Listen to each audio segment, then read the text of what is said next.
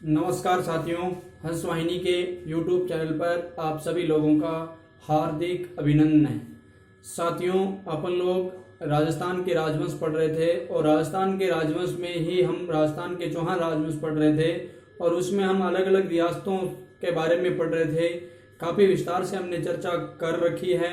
अजमेर के चौहान से लेकर ना सांबर शाकंभरी के चौहान, उसके बाद है उसी के अंदर से निकली शाखा अजमेर के चौहान, उसके बाद हमने जालौर के चौहान पढ़े, नाडोल के चौहान पढ़े, रणथंभौर के चौहान पढ़े। नाडोल के चौहानों की खूब सारी शाखाओं के बारे में हमने चर्चा की है ना। उसमें हमने एक चीज ये भी पढ़ी, बूंदी के चौहान पढ़े। कोटा के चौहानों को हम क्या कर रहे हैं, पढ़ रहे हैं। ठीक है, तो अब अपन कोटा के चौहानों की आज अंतिम कक्षा लेने वाले साथियों। पिछली कक्षा में हमने पढ़ा था उमेद सिंह तक हमने पढ़ लिया था। कोटा के उमेद सिंह के बारे में हमने खूब सारी बात की थी। उसके समय प्रशासक था जिसका नाम था झाला जालिम सिंह। ठीक है, और इसने अमीर खां पिंडारी को टोंक रहने के लिए भी दे दिया था, टोंक दूर। खूब सारी बातें हमने की थी। अब अपन बात करते हैं है ना, इसी उमेद सिंह के आगे कौन सी कहानी शुरू होती है। तो उमेद सिंह के बाद जिस शासक की बारी आती है उसका नाम रहेगा साथियों किशोर सिंह।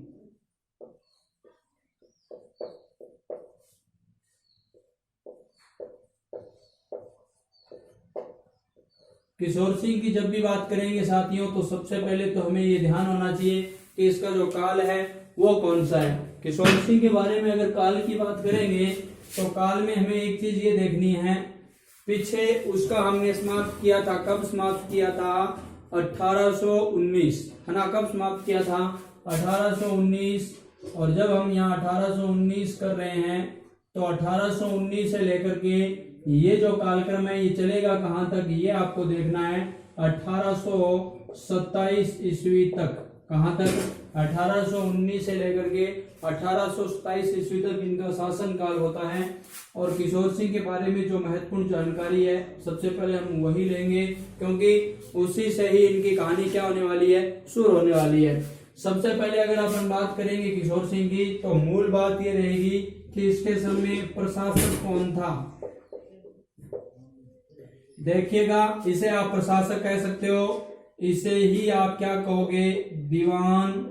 और इसके लिए हम एक नाम और उपयुक्त ले सकते हैं जो नाम है फौजदार।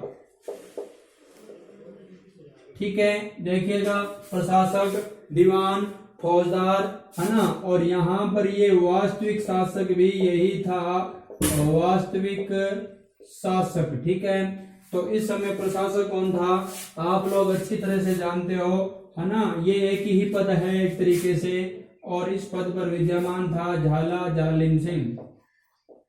झाला जालिम सिंह। उमेद सिंह के समय भी था, आप अच्छी तरह से जानते होंगे। तो झाला जालिम सिंह मैंने आपको बताया किशोर सिंह के समय प्रशासक थे। अब होता क्या है, कहानी यहीं से शुरू होती है। ये जो झाला जालिम सिंह क्या करते हैं, ये पाटन चले जाते हैं। भाई कहाँ चले जाते हैं? पाटन चले जाते हैं।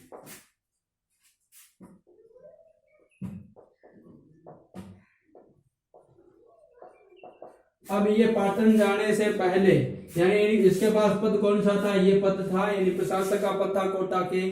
तो ये एक व्यक्ति को सौंप जाते हैं और वो किसको सौंपेंगे आपको ये ज्ञात होना चाहिए, इन्हीं के पुत्र है ना। इस पुत्र को क्या सौंप देते हैं, फौजदार का काम, प्रशासक का काम। इन्हीं वास्तविक शासक मैंने आपको बताया था कि इन्होंने जो अंग्रेजों के साथ 2 शर्त जुड़वा ली थी संधि के तहत है ना, 2 शर्त चुपके से, तो उन शर्तों के तहत ये वास्तविक शासक भी हो गए। ठीक है, तो झाला जालिम सिंह का पुत्र, और इस पुत्र का नाम है माधो सिंह, झाला माधो सिंह।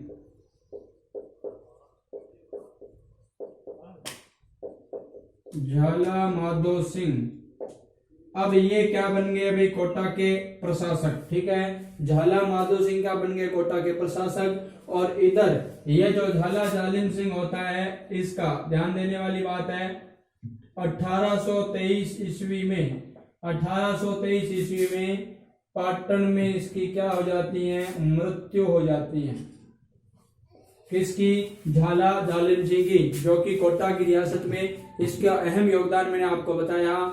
लगातार ये प्रशासक के रूप में कार्य करता रहा। सबसे शक्तिशाली पद पर इसकी भूमिका मतलब ये आरूढ़ था, तो आपको ध्यान रखना है।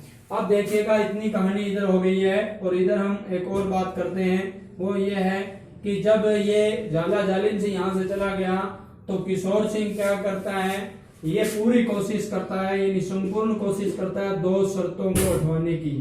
2 शर्तें मैंने आपको पिछली कक्षा में बताई है, यहाँ तो मैं केवल पुनरावृत्ति कर सकता हूँ। यानी एक शर्त तो ये थी कि कोटा का जो वास्तविक शासक है वो तो कौन होगा, स्वयं झाला जालिम सिंह व उसके उत्तराधिकारी होंगे, और केवल राजा कौन रहेंगे, यानी कि किशोर सिंह। मतलब इनके जो उत्तराधिकारी हैं ये सारे क्या रहेंगे, उमेश सिंह के जो उत्तराधिकारी हैं वो रहेंगे, क्या रहेंगे, केवल राजा रहेंगे। मतलब शक्तियों का अधिकार तो किसके पास होगा, स्वयं के पास, मतलब झाला जालिम सिंह उनके उत्तराधिकारियों के पास। तो 2 शर्तें थी संधि की, उन 2 जो शर्तें थी उनको क्या है, समाप्त करने की पूरी कोशिश की गई। ठीक है ना, ये 2 शर्तें हटवाने की, मैं ऐसे कह सकता हूं,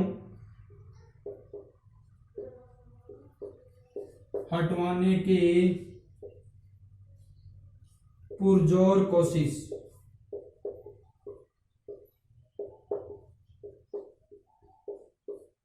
लेकिन क्या हो गया साथियों, असफल। ठीक है, सफलता नहीं मिली। ये लो, इतनी बात आपको किशोर सिंह के बारे में याद करनी है। अब एक बात मेरी यहाँ और सुन ले, ये किशोर सिंह कौन से थे, सेकंड थे, द्वितीय थे। इससे पहले भी हमने किशोर सिंह के बारे में पढ़ लिया है। ठीक है, तो ये किशोर सिंह सेकंड थे। ठीक है, अब बढ़ते हैं हम एक और महत्वपूर्ण शासक। अब एक सबसे महत्वपूर्ण शासक आने वाला है, किसका, कोटा का, तो उसको हम और पढ़ते हैं।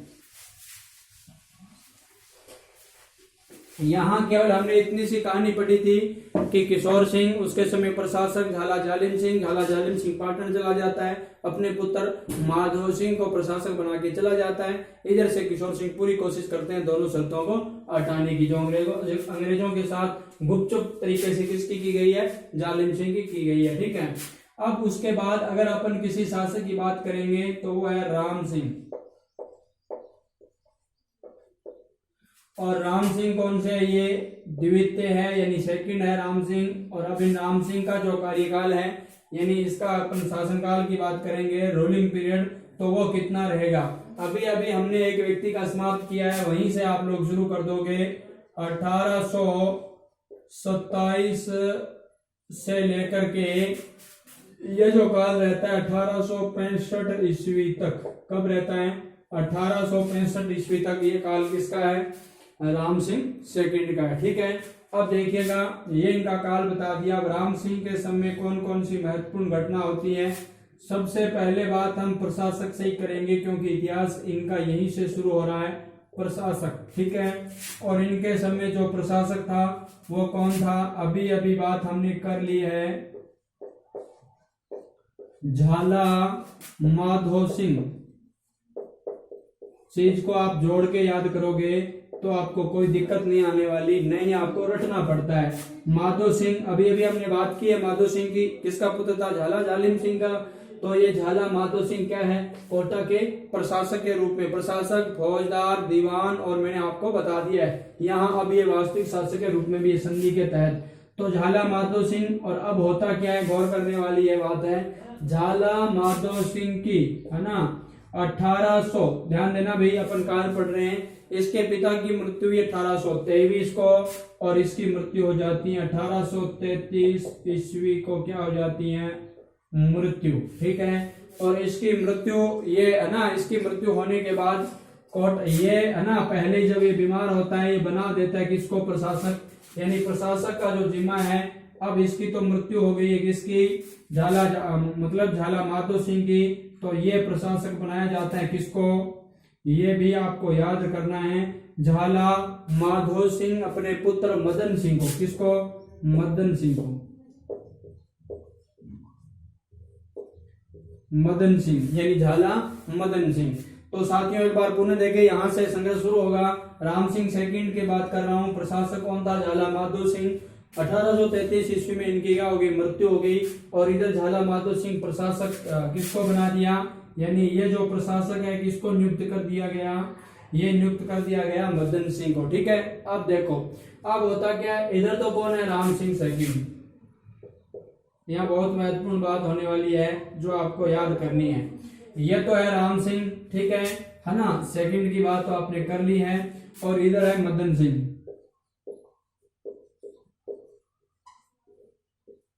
अब आपको यहाँ क्या याद करना है, एक तो ये राम सिंह है और एक ये मदन सिंह है। ये एक प्रशासक हो गया, ये एक तरीके से अब संधि के तहत वास्तविक शासक भी है, सबसे ज्यादा अधिकार इनका ही है।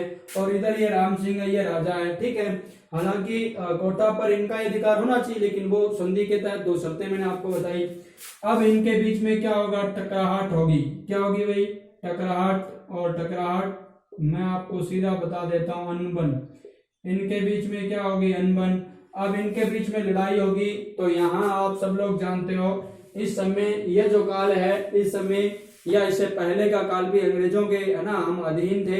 तो आपको अच्छी तरह से याद होगा, ईस्ट इंडिया कंपनी का यहाँ पर शासन था। ब्रिटिश क्राउन का शासन है होकर के ईस्ट इंडिया कंपनी का क्या था, शासन था। और इसके बीच में ब्रिटिश क्राउन का भी शासक आ जाएगा इनके काल के बीच में। तो देखिएगा अनबन होती है। तो इस समय यहाँ पर मतलब एक तरीके से शासन किसका है, ईस्ट इंडिया कंपनी का, मतलब कंपनी सरकार। ठीक है, तो कंपनी सरकार के द्वारा एक काम किया जाता है, वो क्या है, कंपनी सरकार द्वारा, कंपनी सरकार द्वारा 17 परगने अलग करके, ध्यान देना भाई, 17 कोटा से, किससे अलग किए गए हैं, कोटा से। कोटा से 17 परगने अलग करके नवीन झालावाड़ रियासत की स्थापना,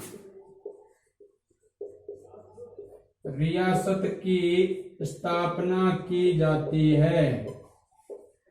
बस ठीक है, बहुत महत्वपूर्ण बात यहाँ करनी थी। राम सिंह सेकंड की बात हम कर रहे हैं, इसके समय प्रशासक की बात कर दी है, कौन है, माधो सिंह। माधो सिंह की मृत्यु होगी, फिर कौन बन गया प्रशासक, मदन सिंह। और ये जो मदन सिंह है ये क्या है, झाला मदन सिंह है। ठीक है, और इनके बीच में अनबन हो जाती है। तो इस अनबन को दूर करने के लिए कंपनी सरकार के द्वारा कोटा से 17 परगने, कितने परगने, 17 परगने अलग करके नवीन झालावाड़ रियासत की स्थापना की जाती है। साथियों, ये जो पूरी की पूरी कहानी किस समय में घटित हो रही थी, 1838 ईस्वी में। कब घटित हो रही थी, 1838 ईस्वी में। ठीक है, तो अब आपको ध्यान रख लेना है कि नवीन झालावाड़ रियासत की स्थापना किस काल में हुई है, तो वो आपको याद रखना है 1848 ईस्वी में। अब यहां से आपके दिमाग में एक प्रश्न ये उठ गया, क्या झालावाड़ की स्थापना 1838 में हुई थी? बिल्कुल नहीं हुई थी। झालावाड़ मैं रियासत की बात कर रहा हूँ, झालावाड़ नगर की बात नहीं कर रहा हूँ, है ना। झालावाड़ जो शहर है उसकी बात नहीं कर रहा हूँ। उसकी स्थापना तो 1791 ईस्वी में ही झाला जालिम सिंह के द्वारा की गई थी, लेकिन ये कंपनी सरकार के द्वारा की गई है। मतलब ये जो रियासत, देखो इससे अच्छा प्रश्न एक ये बनता है ना, अंग्रेजों द्वारा निर्मित या स्थापित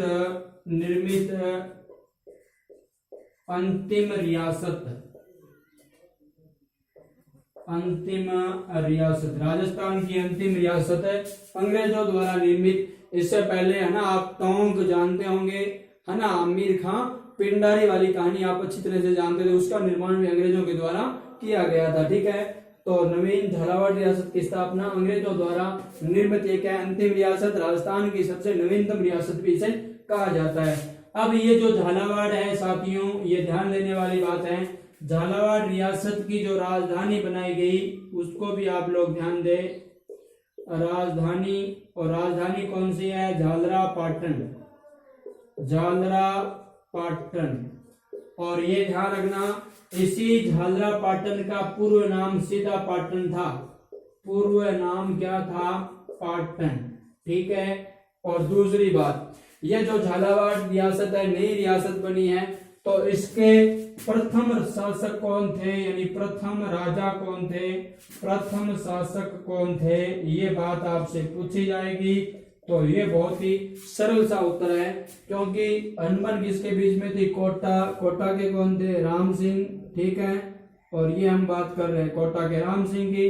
तो इधर झाला मदन सिंह, तो मदन सिंह को क्या सौंप दिया गया, ये प्रथम यानी कि प्रथम शासक कौन है, मदन सिंह है। यानी अपन कह सकते हैं झालावाड़ के प्रथम शासक कौन है, झाला मदन सिंह। झालावाड़ रियासत की बात कर रहे हैं अपन लोग, मदन सिंह, जो कि माधो सिंह, झाला माधो सिंह का तो पुत्र और जालिम सिंह का परपौत्र, ठीक है, पौत्र, ठीक है, पुत्र और पौत्र, ठीक है। तो इस बात को आप लोग अच्छी तरह से समझ गए होंगे, यानी मदन सिंह को क्या सौंप दिया गया, झालावाड़ रियासत। हालांकि झालावाड़ नगर की स्थापना इससे पूर्व में ही हो गई थी, मैंने आपको बता दी है, ठीक है। तो ये सारी कहानी हुई है। अब राम सिंह के बारे में मैं एक बार इतनी चीज पुनः बताता हूँ, फिर और आगे बढ़ेंगे। सबसे पहले राम सिंह के बारे में बात जो की थी 1827 से 1865 ईस्वी, प्रशासक झाला माधो सिंह की मृत्यु, पुत्र मदन सिंह क्या बनता है, राजा बनता है। उंगलियों पर याद करने का बस यही तरीका है। और फिर क्या बन जाता है, कौन राजा बनता है, इधर प्रशासक कौन बन जाता है, मदन सिंह, इधर राम सिंह राजा है। दोनों के बीच में अनबन कंपनी सरकार के द्वारा क्या किया जाता है, 1838 ईस्वी में नवीन झालावाड़ रियासत की क्या कर दी जाती है, स्थापना कर दी जाती है। उस झालावाड़ रियासत का प्रथम शासक झाला मदन सिंह होता है, और राजधानी कौन सी, झालरापाटन। और झालरापाटन पूर्व में इसे क्या कहा जाता था, पाटन कहा जाता था। वर्तमान में अगर आप लोग जानना चाहोगे तो मित्रों, ये जो झालावाड़ है ये आपका एक संसदीय क्षेत्र है। कौन सा क्षेत्र है, संसदीय क्षेत्र है ना, यानी यहाँ से सांसद चुनकर जाता है झालावाड़। और एक है झालरापाटन, तो ये झालरापाटन विधानसभा क्षेत्र है, विधानसभा क्षेत्र है। और मैं आपको बताता हूँ, बहुत महत्वपूर्ण है ये, मैं आपको क्यों बता रहा हूँ, हालांकि ऐसे तो होता ही है, लेकिन क्यों बता रहा हूँ, इसलिए बता रहा हूँ कि झालावाड़ जो मतलब संसदीय क्षेत्र है ना, यहाँ से सांसद कौन बनते हैं, हमारी पूर्व मुख्यमंत्री वसुंधरा राजे सिंधिया के पुत्र है ना, दुष्यंत सिंह यहाँ से क्या बनते हैं, राजा मतलब एक तरीके से सांसद बन करके जाते हैं, सांसद बन करके जाते हैं, ठीक है, अपनी संसद में अब भी है। और इधर ये कौन है, झालरापाटन। तो ये जो झालरापाटन विधानसभा क्षेत्र है ये हमारे मुख्यमंत्री, पूर्व मुख्यमंत्री वसुंधरा राजे सिंधिया का क्या है, विधानसभा क्षेत्र है। तो झालरापाटन से कौन, वसुंधरा राजे सिंधिया।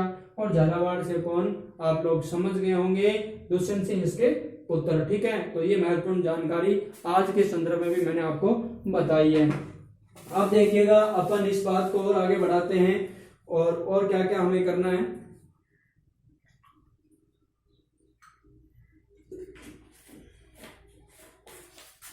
अभी राम सिंह के बारे में कहानी सारी पूरी नहीं हुई है, कुछ कहानियां और लेते हैं अपन।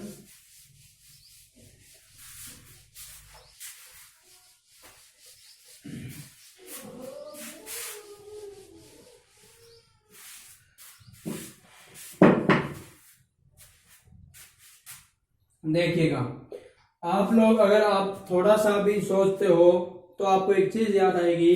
1827 से लेकर के 1865 ईस्वी में भारतीय इतिहास में ऐसी कौन सी घटना घटित हुई है जो वास्तव में हमें अपने आप याद आ जाती है, हमारे लिए गौरव की भी बात है। मित्रों, आप 1827 और 1868 के बीच में अगर महत्वपूर्ण घटना की बात करना चाहो तो सीधी और प्रत्यक्ष तारीख हमें सामने दिखाई दे जाती है। वो कौन सी है, 1857 ईस्वी की क्रांति, 1857 ईस्वी की क्रांति। और उस क्रांति के समय शासक कौन थे, राम सिंह, ठीक है। तो ये बात आपको सीधी याद करनी है। प्रश्न पूछा जाता है कि 1857 ईस्वी के क्रांति के समय कोटा का शासक कौन था, उत्तर आपका आना चाहिए राम सिंह सेकंड, ठीक है। तो 1857 ईस्वी की क्रांति के समय शासक, ठीक है। अब बात करते हैं अपन लोग किसकी, 1857 की क्रांति में इनका क्या योगदान था। मित्रों, सीधी सी बात आप याद रखना, कोई ज्यादा इनका रोल नहीं था, लेकिन फिर भी कोटा का जो विद्रोह था, राजस्थान में सबसे सुव्यवस्थित और सबसे लंबा और सबसे उग्र विद्रोह था किसका? कोटा का ही था। ठीक है, सुनियोजित तरीके से किया गया था। अगर इस प्रकार सभी जगह किया जाता तो हमें आजादी शायद बहुत पहले मिल जाती, यानी 100 वर्ष पहले। तो इस चीज को थोड़ा सा आप लोग ध्यान दें। इधर राम सिंह, ये कोटा दुर्ग में थे। राम सिंह कहाँ थे? कोटा दुर्ग में। तो इस कोटा दुर्ग में राम सिंह को क्या कर लिया जाता है? क्रांतिकारियों द्वारा कैद कर लिया जाता है। क्रांतिकारियों द्वारा राम सिंह को कैद।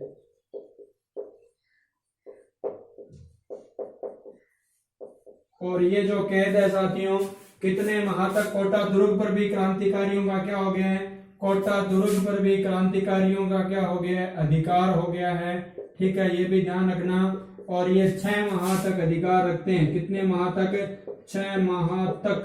ठीक है, और एक चीज ये भी ध्यान रखनी है, इस कोटा दुर्ग पर राम सिंह जी को कैद कर लिया गया और क्रांतिकारियों ने यहाँ पर कब्जा कर लिया गया। क्रांतिकारियों के बाद मैं आप लोगों को साथियों 1857 की क्रांति जब पढ़ाऊंगा उसमें मैं सारी चीज आपको बता दूंगा, लेकिन फिर भी यहाँ इतनी बात तो करनी जरूरी होगी। 1857 की क्रांति के समय शासक और कोटा के अंदर क्रांति प्रमुख क्रांतिकारी आप लोग जानते होंगे, है ना?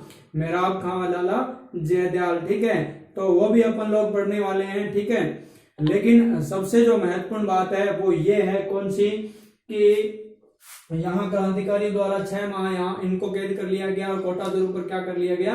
अधिकार कर लिया गया। ठीक है, और मूल बात क्या है जो मैं आप लोगों को बताना चाहता हूँ कि कोटा दुर्ग पर अधिकार किस मतलब एक तरीके से यहाँ कैद किसको कर लिया गया? राम सिंह को। और कोटा दुर्ग पर अधिकार किसका हो गया? क्रांतिकारियों का। इनको मुक्त कराने के लिए कौन आता है? यानी कि राम सिंह को, है ना, यहाँ पर कैद कर लिया गया है। अब राम सिंह को जो मुक्त है वो कौन करवाएगा? उसमें ध्यान रख लेना, है ना, 2 सेना मिलकर के मुक्त करवाती हैं। एक तो यानी कि अंग्रेजों की सेना तो है ही है, अंग्रेजों की सेना प्लस करौली का मदनपाल।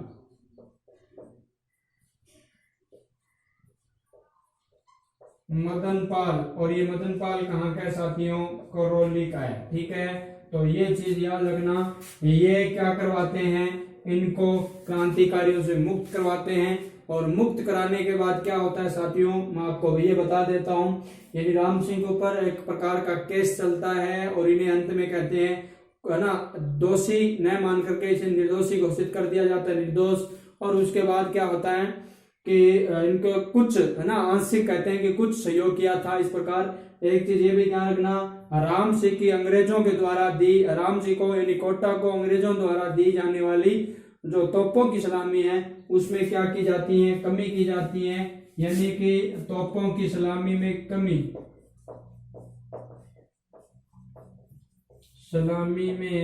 कमी की जाती है। और ये कमी यानी बढ़ाई किसकी जाती है? जो मदनपाल है, करौली के शासक है, इनके तोपों की सलामी बढ़ा दी जाती है।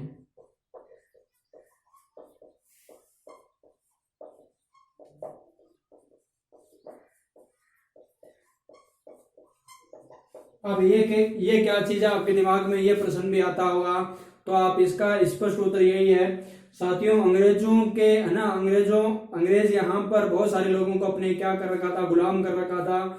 लेकिन उनमें भी, है ना, हमें पता है कि कौन ज्यादा पावरफुल है, कौन, है ना, अंग्रेज किसको ज्यादा महत्व देते हैं। तो उसके अनुसार अंग्रेजों के दरबार में अपन कह सकते हैं, या अंग्रेजों के प्रति कौन ज्यादा सम्माननीय, कौन ताकतवर है, कौन शक्तिशाली है, ये एक तरीके से सूचक था किसका? एक तरीके से मैं कह सकता हूँ श्रेणी थी, अधिकार था कि ये ज्यादा पावरफुल है, ये हमारे ज्यादा काम का बंदा है। ठीक है, ये एक तरीके से मैं ये कह सकता हूँ, यानी कौन ज्यादा चमचागिरी करता है, कौन ज्यादा गुलामी करता है, उसके ये मापदंड थे अंग्रेजों के द्वारा दी गए। और जिसको ज्यादा तोपों की सलामी मिलती थी, ये मान के चलो। और एक चीज मैं और बता देता हूँ, साथ साथ में इसको दूसरे तरीके से भी देखा जा सकता है। अगर कोई, है ना, रियासत बहुत ज्यादा प्रभावशाली है तो उनको भी ज्यादा तोपों की सलामी दी जा सकती है। तो ये थोड़ा सा ध्यान दे लेना।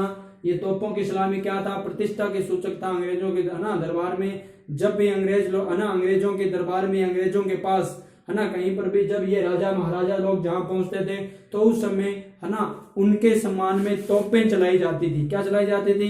तोपें। अब तोपें खड़ी कर दी जाती थी और उसमें कुछ एक आध गोला चला भी दिया जाता था। ठीक है, जैसे आप लोग समझते होंगे आज भी सम्मान के लिए तरीका अपनाया जाता है ना, कि मतलब गार्ड ऑफ ऑनर दिया जाता है, जैसे राष्ट्रपति को दिया जाता है, बड़े बड़े है ना व्यक्तियों को दिया जाता है। और एक प्रकार से सैनिक जो शहीद होते हैं उस समय भी आपने है ना कुछ गोलियां वगैरह चलती देखी होगी, है ना, वो इस प्रकार का जो एक प्रक्रिया है, तो वही एक प्रकार का प्रतिष्ठा का क्या हुआ, सूचक हुआ। तो इस बात को आप याद रखें। और मैंने आप लोगों को सारी घटना बता दी है। राम सिंह के समय 1857 की क्रांति हुई और ये सबसे उग्र हुआ है ना, एक तरीके से सुस्थित क्रांति थी। कौन सी?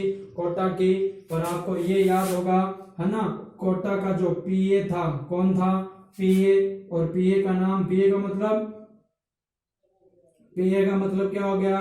Political agent. और पॉलिटिकल एजेंट कौन था साथियों? मेजर बर्टन था। कौन था? Major Burton. और बर्टन का क्या कर दिया गया आप अच्छी तरह से जानते हो, बर्टन को यहाँ मार दिया गया, सिर काट करके पूरे कोटा शहर में घुमाया जाता है। ठीक है, तो कोटा का कौन था? बर्टन था। आपको वैसे सीधा याद रखना है, जैसे ये कोट है ना, देखो कोटा यानी कोट, कोट के क्या होता है? बटन होता है। तो इस प्रकार याद हो गया। 1857 की क्रांति के समय मैं आपको सारी महत्वपूर्ण जानकारियां करवाने वाला हूँ। ठीक है, तो अब हम आगे बढ़ते हैं, यानी अपनी इस प्रोसेस को थोड़ा और आगे ले चलते हैं। अब हम बिल्कुल अंतिम पड़ाव पर पहुंच चुके हैं। ये चीज आपको पूरी तरह से समझ में आ गई होगी। इसमें याद रखने वाली बात क्या है, अगर आप इसको इस प्रकार पढ़ोगे थ्योरी के हिसाब से तो ये आपको मुझे लगता है तुरंत ही याद हो जाएगी। पढ़ना क्या है?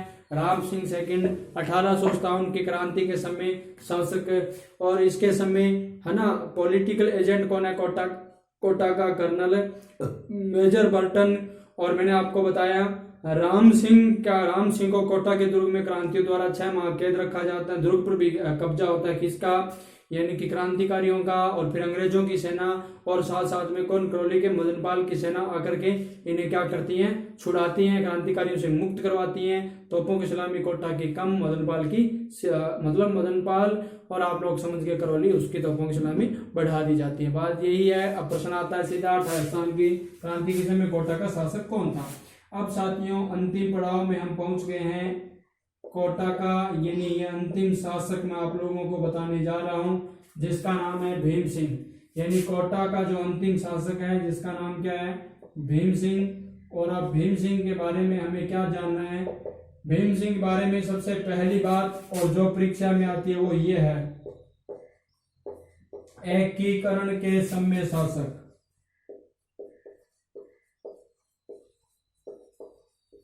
कोटा का शासक एकीकरण के समय ये क्या था? कोटा का शासक था। पहली बात तो यही है, तो यहीं से सारी कहानी शुरू होगी। आपको अच्छी तरह से याद है ये एकीकरण कब होता है? 25 मार्च 1948 ईस्वी।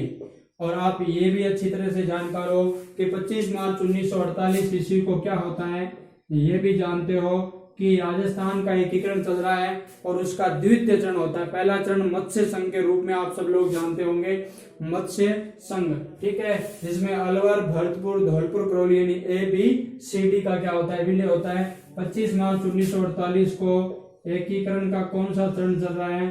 द्वितीय चरण चल रहा है। और इस चरण में यानी कि कोटा का राजस्थान संघ में विलय, राजस्थान संघ में विलय।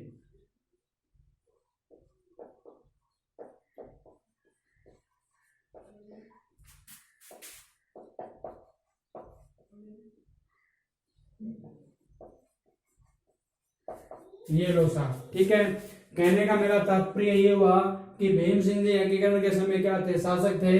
कोटा के 25 मार्च 1948 को द्वितीय चरण में कोटा का राजस्थान संघ में क्या हो गया?